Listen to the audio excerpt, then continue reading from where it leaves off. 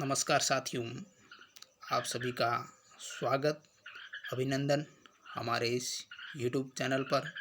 दोस्तों, आज हम चर्चा करने जा रहे हैं वो है आपके पंचायती राज विभाग द्वारा तृतीय श्रेणी अध्यापक भर्ती परीक्षा 2013 के लेवल प्रथम 1 से 5 तक जो पेपर था उस पेपर को हम सॉल्व करने जा रहे हैं और उस समय प्रश्न कैसे पूछे जाते थे उनके बारे में हम चर्चा करेंगे। दोस्तों, आपको बता दें कि उस समय ये जो तृतीय श्रेणी अध्यापक भर्ती परीक्षा थी वो पंचायती राज द्वारा आयोजित होती थी, लेकिन इस बार ये जिम्मेदारी राजस्थान कर्मचारी चयन बोर्ड को सौंपी है।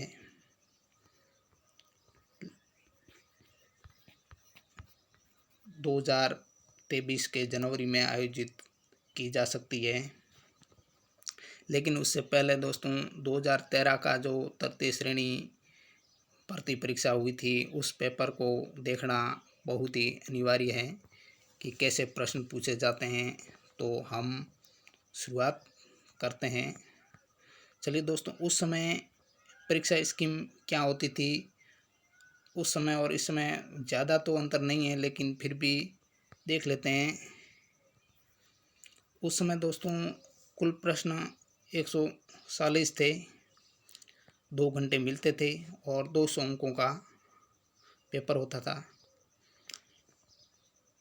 लेकिन इस बार देखा जाए तो अभी जो राजस्थानी कर्मचारी चयन बोर्ड द्वारा विस्तार सिलेबस तो जारी होना है, लेकिन उससे पहले इन्होंने स्कीम बताई है कि सवाल है वो 150 पूछेंगे और 300 अंकों के सवाल होंगे, लेकिन और टाइम है वो 2.5 घंटे का है और नेगेटिव मार्किंग है। और उस समय भी नेगेटिव मार्किंग तो होती थी, लेकिन सवाल 140 ही थे और 200 अंकों के थे और टाइम 2 घंटा।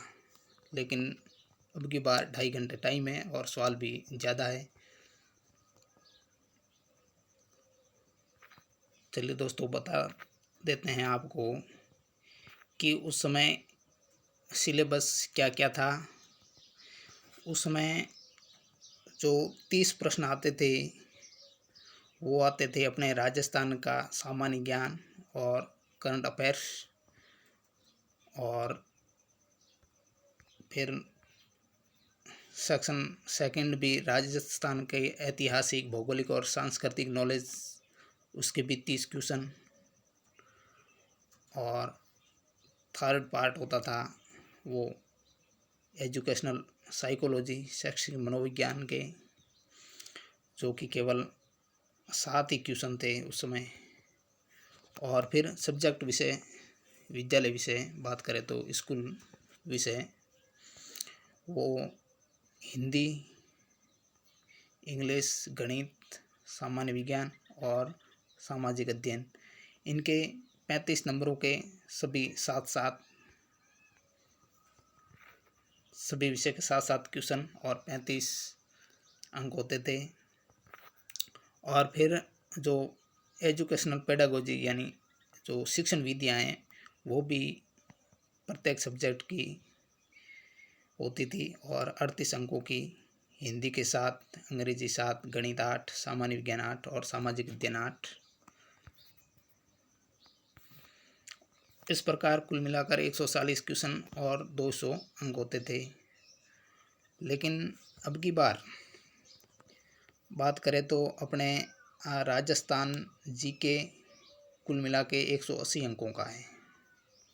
300 अंक में से 180 अंक राजस्थान जीके, जो करंट अफेयर्स भी शामिल हैं, और इतिहास, भूगोल, संस्कृति, आर्थिक और राजनीतिक व्यवस्था, इनके बारे में। और अपने बात करें साइकोलॉजी की तो शैक्षणिक मनोविज्ञान इस बार 20 अंकों का, ये 200 कुल। और फिर विद्यालय विषय, वो भी 8-8 अंकों के हैं। और शैक्षणिक रीति विज्ञान बात करें तो ये भी 50 अंकों की शैक्षणिक रीति विज्ञान है। शिक्षण विधियाँ हैं 50 अंकों की। और अब की बार एक नया जोड़ा है, वो है सूचना तकनीकी, यानी कंप्यूटर के बारे में नॉलेज, 10 अंकों का वो है। इस प्रकार 300 अंकों का कुल है और 150 सवाल हैं। हम जो 2022-23 में विस्तृत सिलेबस तृतीय श्रेणी का आएगा, तब पूरी जानकारी दे दी जाएगी कि कौन से अंक कितने हैं, वो आगे बताया जाएगा। चलिए दोस्तों, उस समय ये पेपर था सेक्शन 1, जो अध्यापक लेवल प्रथम कक्षा 1 से 5 तक ये पेपर है। तो उसमें राजस्थान जी के जो सेक्शन 1 है वो राजस्थान जी के संबंधित है। कौन कौन से किस किस प्रकार पूछे गए, तो हम उनका जिक्र करते हैं। क्वेश्चन नंबर 1 था कि शाहगढ़ क्षेत्र है वो किस जिले में स्थित है। शाहगढ़ क्षेत्र के बारे में पूछा है, तो ये शाहगढ़ क्षेत्र है वो जैसलमेर ज़िले में, राजस्थान का जैसलमेर ज़िला है उसमें है। और ये बात करें भारत पाक सीमा पर बाड़ लगाता है, यानी भारत पाक सीमा पर स्थित है शाहगढ़ क्षेत्र। और ये बात करें तो चीता, जो अब तो भारत में विलुप्त है, 1952 में घोषित हो चुका था विलुप्त, लेकिन इसके पुनरुत्पादन के लिए वर्तमान में कंजर्वेशन क्षेत्र है कि चीता है वो वहाँ सुरक्षित रह सकता है। तो इसका करेक्ट आंसर है जैसलमेर। नेक्स्ट क्वेश्चन कि सेरीकल्चर का संबंध निम्न में से किसके साथ है। तो सेरीकल्चर है वो है रेशम कीट पालन, डी करेक्ट आंसर। और ये रेशम कीट है वो कच्चा रेशम बनाने के लिए इनका पालन किया जाता है, और शहतूत की पत्ती पर ये कीट पाले जाते हैं, शहतूत के वृक्ष पर। तो सेरीकल्चर का संबंध है रेशम कीट पालन से।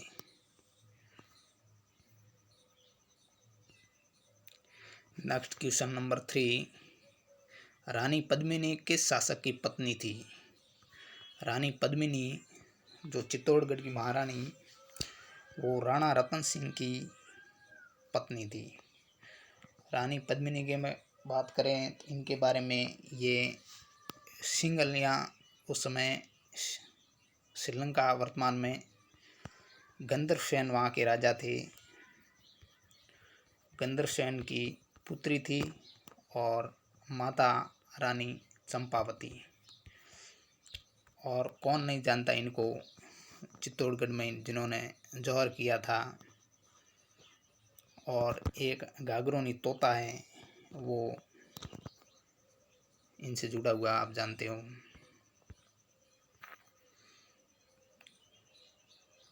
क्वेश्चन नंबर 4,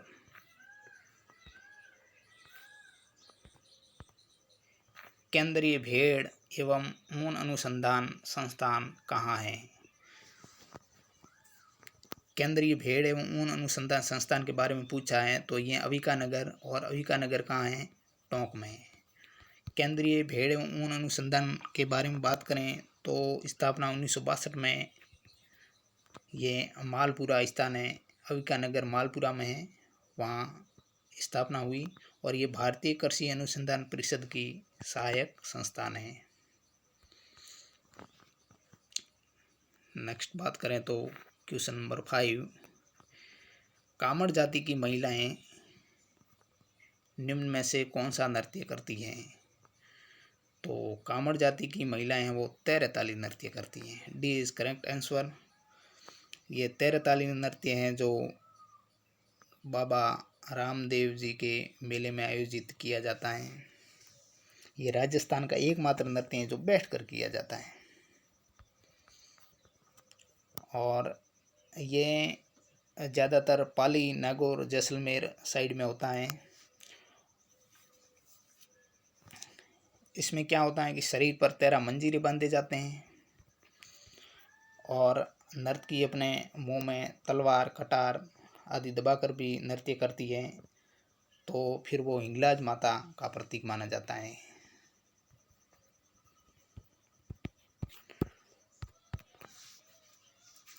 और बात करें राजस्थान में प्रसिद्ध नृत्यांगना तेरताली की मांगी बाई, मोहनी, नारायणी इत्यादि।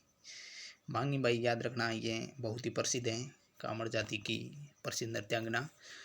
और कामड़ पंथ है वो आपको ध्यान है बाबा रामदेव जी ने चलाया था, तो ये बाबा रामदेव की आराधना में ही नृत्य किया जाता है। नेक्स्ट क्वेश्चन नंबर 6, राजस्थानी चित्रकला का पहला वैज्ञानिक विभाजन किसने किया?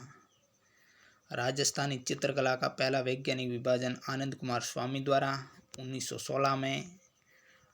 इन्होंने एक ग्रंथ लिखा राजपूत पेंटिंग्स, उसमें इन्होंने वैज्ञानिक विभाजन दिया।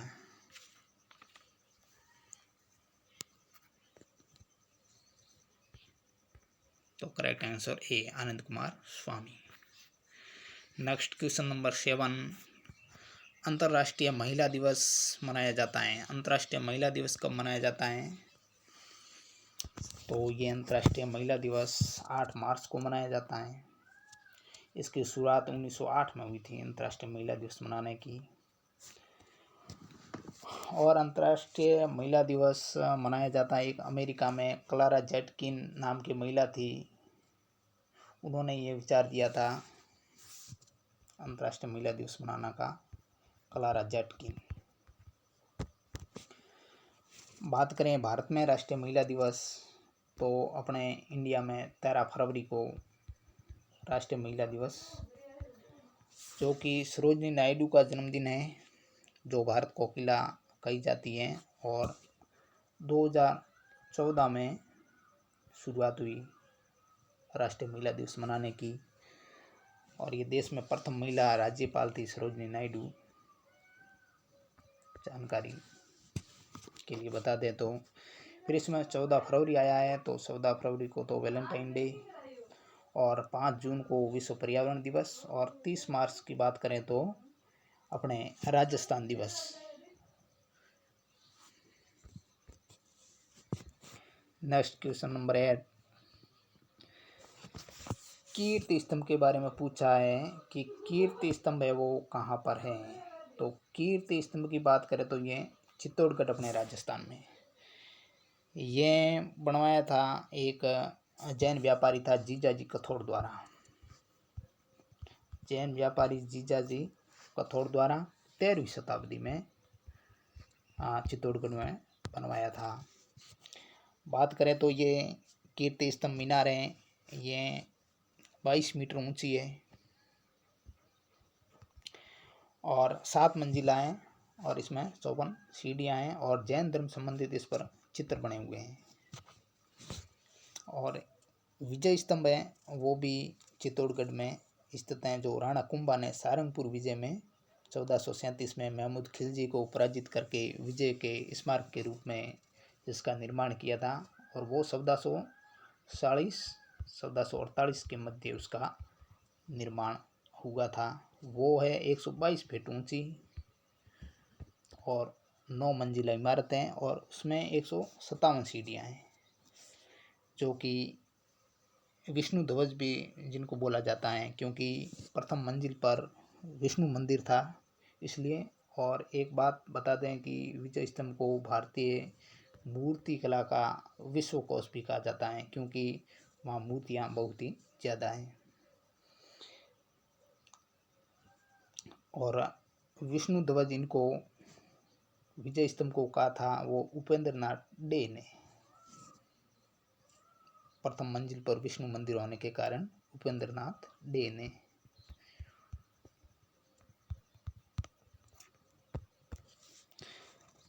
तो चलिए, ये कीर्ति स्तंभ के बारे में बात हो गई। नेक्स्ट क्वेश्चन नंबर 9 पूछा है कि RFC से आशय है। RFC तो इसकी फुल फॉर्म तो आप जानते हो कि राजस्थान फाइनेंशियल कॉरपोरेशन, राजस्थान वित्त निगम। तो ए इज ए करेक्ट आंसर। और राजस्थान वित्त निगम की बात करें तो इसका मुख्यालय है वो जयपुर में है और स्थापना 17 जनवरी 1955 को हुई थी। 17 जनवरी 1955। नेक्स्ट क्वेश्चन नंबर 10 कि तुंगा का युद्ध किस वर्ष लड़ा गया। तुंगा, तो तुंगा है वो, बात करें तो दौसा जिले में ये स्थान है और ये युद्ध लड़ा गया था 1787 में। A is a correct answer. 17 जनवरी, सॉरी माफ कीजिएगा, 28 जुलाई 1987 को दौसा में। और ये जयपुर महाराजा स्वाई प्रताप सिंह व मराठों के महाजी सिंधिया के बीच लड़ा था और जिसमें स्वाई प्रताप सिंह है वो विजय हुआ था। जयपुर महाराजा स्वाई प्रताप सिंह और मराठों के महाजी सिंधिया के बीच, और स्वाई प्रताप सिंह की विजय हुई थी इस युद्ध में। और तुंगा है वो दौसा जिले में। 1787 से करेक्ट आंसर, तुंगा दौसा जिला है, ये याद रखना। नेक्स्ट क्वेश्चन नंबर 11 कि राज्य में संतरा उत्पादन में अग्रणी जिला कौन सा है। राजस्थान में संतरे का उत्पादन होता है वो होता है झालावाड़ में। D is a correct answer. और जिस कारण ये राजस्थान का नागपुर कहलाता है झालावाड़, क्योंकि नागपुर है वो जो महाराष्ट्र में है, संतरा उत्पादन हेतु पूरे भारत भर में प्रसिद्ध है, इसलिए राजस्थान में है वो झालावाड़ प्रसिद्ध है। नेक्स्ट क्वेश्चन बात करें तो क्वेश्चन नंबर 12 है कि 73वें संविधान संशोधन अधिनियम के पारित होने के समय भारत के प्रधानमंत्री कौन थे। पूछा है 73वां संविधान संशोधन जो कि 1992 में पारित हुआ था, तो उस समय भारत के प्रधानमंत्री का पूछा है तो उस समय भारत के प्रधानमंत्री थे PV Narasimha Rao, Pamulaparthi Venkata Narasimha Rao full form जिनका पूरा नाम है। ये भारत के 10वें PM थे। 1991 से 96 तक रहे थे। और अब 73वें संविधान संशोधन की बात करें तो ये 24 अप्रैल 1993 को फिर लागू हुआ और पंचायती राज से संबंधित है। और पंचायती राज दिवस भी 24 अप्रैल को मनाया जाता है। और ये 73वां संविधान संशोधन है वो संविधान के भाग 9 अनुच्छेद 243 में यह पंचायती राज का जिक्र करता है। फिर नेक्स्ट क्वेश्चन नंबर 13 कि किस शासक के काल में जयपुर को गुलाबी रंग से रंगा गया। अब जयपुर को गुलाबी रंग के बारे में पूछा है तो बता दें कि इसका करेक्ट आंसर तो स्वाई राम सिंह द्वितीय, जो कि 1835 से 1880 के बीच शासनकाल जयपुर में। तो इन्होंने प्रिंस अल्बर्ट के स्वागत में 1876 ईस्वी में उनके स्वागत में ये गुलाबी रंग या गेरुआ रंग बात करें तो जयपुर को रंगवाया और तब से ये जयपुर को गुलाबी नगरी भी कहा जाता है। और ये स्वाई राम सिंह द्वितीय वही हैं जो 1857 की क्रांति के समय अंग्रेज़ों की भरपूर मदद की और बदले में अंग्रेज़ों ने इनको सितारे हिंद की उपाधि भी प्रदान की। और राम सिंह द्वितीय की और बात करें तो इन्होंने रामनिवास बाग जयपुर में निर्माण करवाया, रामनिवास बाग का, और अल्बर्ट हॉल का निर्माण प्रारंभ करवाया, लेकिन पूर्ण तो किया था माधो सिंह सेकंड ने। और इन्होंने मदरसा हुंदरी, जो महाराजा स्कूल ऑफ आर्ट और जिसका नाम तस्वीरार कारखानों भी कहा जाता है, तो उसका भी निर्माण जयपुर में करवाया। अब बात कर देते हैं जयपुर की। तो जयपुर की स्थापना हुई थी 18 नवंबर 1727 को स्वाई जय सिंह द्वितीय द्वारा। स्वाई जय सिंह द्वितीय। और जयपुर के कल्पनाकार जेवियर डिसिल्वा माना जाता है। जेवियर डिसिल्वा, बहुत बार एग्जाम में ये सवाल पूछा जाता है। और वास्तुकार के बारे में तो और भी ज़्यादा पूछते हैं कि पंडित विद्याधर भट्टाचार्य हैं, वो इनके वास्तुकार हैं। पंडित विद्याधर भट्टाचार्य। और एक और बात कर दें कि अब वर्तमान में 2019 में जयपुर परकोटा जो यूनेस्को की विश्व धरोहर सूची में भी शामिल हुआ। अब अन्य बात करें तो ये ईश्वरी सिंह, जो जयपुर में सरगासूली ईश्वरलाट भी बोलते हैं, उसका निर्माण करवाया और फिर यहीं से कूद कर इन्होंने आत्महत्या भी की। और ये वही हैं जिन्होंने राजमहल टॉक युद्ध लड़ा 1747 में, और फिर विजय भी रहे छोटे भाई माधो सिंह को पराजित करके। माधो सिंह बात करें तो माधो सिंह ने सवाई माधोपुर नगर बसाया था। जयपुर में मोती डूंगरी महल भी बनवाए। और एक खास बात कि नाहरगढ़ दुर्ग में अपने 9 पासवान रानियों के लिए एक जैसे 9 महल भी बनवाए।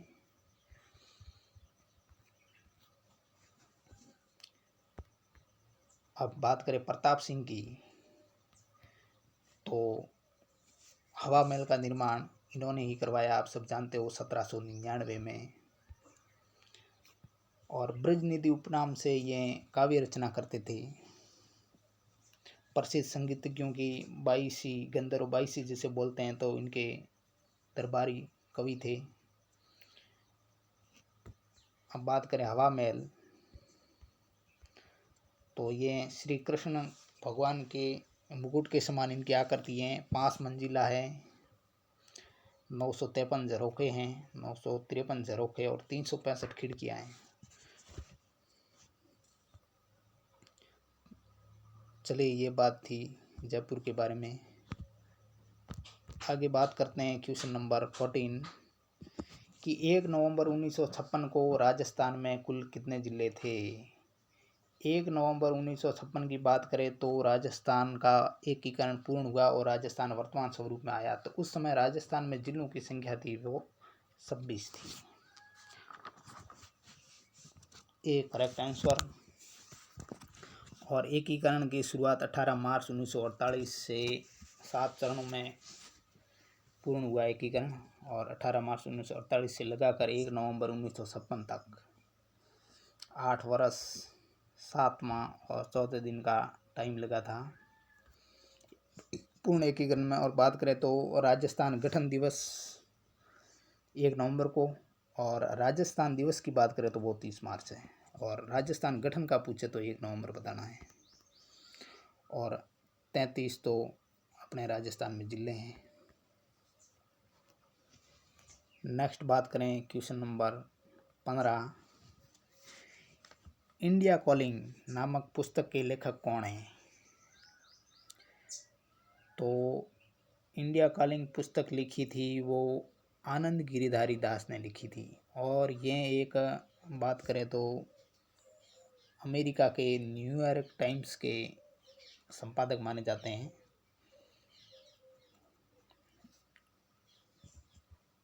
तो इंडिया कॉलिंग के लेखक हैं आनंद गिरिधारी दास। और बात करें अमर्त्य सेन, तो ये तो अपने अर्थशास्त्री हैं। और इनकी एक पुस्तक है होम इन द वर्ल्ड, जो जुलाई 2021 में प्रकाशित हुई थी, home in the world, Amartya Sen की। पैट्रिक फ्रेंच तो ब्रिटिश लेखक है, इन्होंने भी एक पुस्तक लिखी इंडिया ए पोर्ट्रेट। चलिए आगे बात करते हैं क्वेश्चन नंबर 16, शुष्क वन अनुसंधान संस्थान आफरी कहाँ स्थित हैं। तो आफरी है वो जोधपुर में, राजस्थान के जोधपुर जिले में आफरी है। स्थापना जोधपुर में इनकी 1988 में हुई। और ये बात करें तो भारतीय वन अनुसंधान केंद्र द्वारा संचालित हैं, जिसे AFRI arid forest research institute full form है।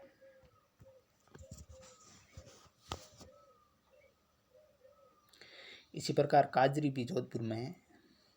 काजरी 1959 में जिसकी स्थापना, वो भी जोधपुर में है। क्वेश्चन नंबर 17 है कि प्राचीन स्थान जो कालीबंगा है वो किस जिले में स्थित है। अब कालीबंगा सभ्यता सब जानते हो, तो वो हनुमानगढ़ करेक्ट आंसर है। और हनुमानगढ़ में घग्गर नदी के किनारे, जो घग्गर नदी प्राचीन नाम सरस्वती, वैदिक काल में जिसे द्वैस्वती नदी भी बोलते हैं। अब कालीबंगा के बारे में बात करें तो काली चूड़ियाँ, जिसका शाब्दिक अर्थ, सर्वप्रथम व्यवस्थित जानकारी कालीबंगा के बारे में दी थी LP टेसीटोरी इतिहासकार उनके द्वारा। और कालीबंगा की खोज अमलानंद घोष द्वारा हुई थी 1952 में।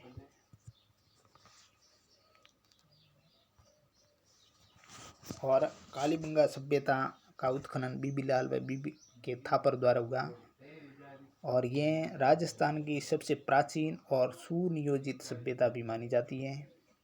और यहाँ अवशेष आप ध्यान रखना कि जुता हुआ खेत, एक साथ 2 फसलें, हवन कुंड, कब्रगाह आदि यहाँ अवशेष भी मिले हैं। आप बात करें बीकानेर में तो डोडाथोरा सभ्यता है भी बीकानेर में है, और सौंथी सभ्यता भी बीकानेर में है। श्री गंगानगर में तो बरौर सभ्यता है, बरौर सभ्यता। चलिए दोस्तों आगे और क्वेश्चन है 18, बसंतगढ़ शिलालेख में राजस्थान प्रदेश को क्या नाम दिया गया है। तो बसंतगढ़ शिलालेख है जो सिरोही में 625 ईस्वी का है। 625 ईस्वी सिरोही जिला जो राजस्थान में है वहाँ का है बसंतगढ़ शिलालेख में। और इसमें राजस्थान प्रदेश का नाम है वो राजस्थानिया द्वितीय है, तो बी करेक्ट आंसर है।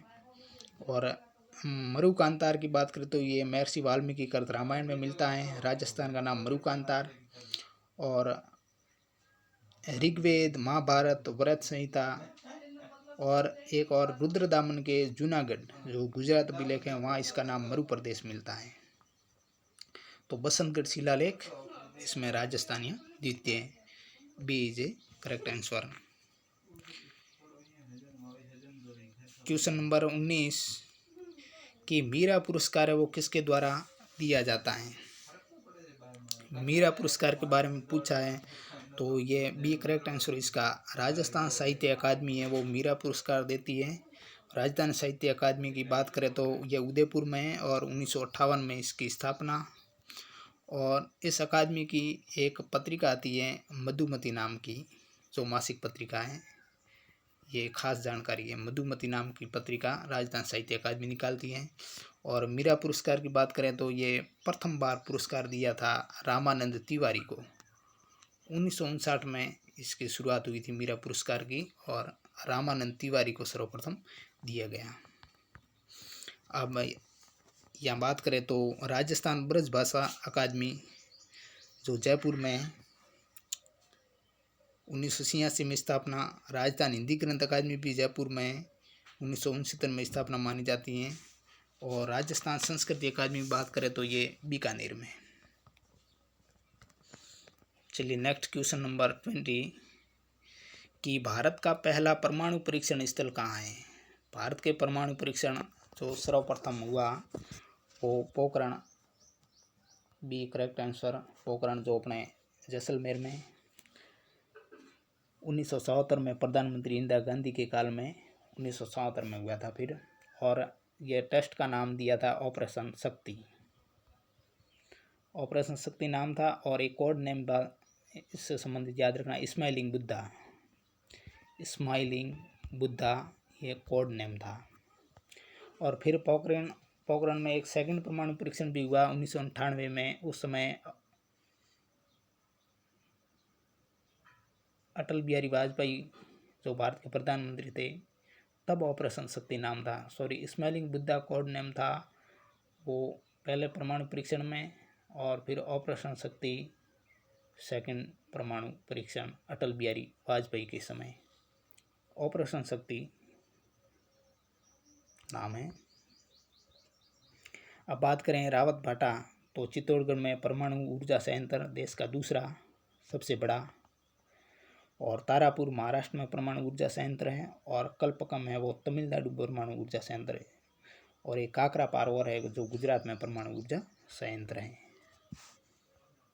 तो ये दोस्तों आज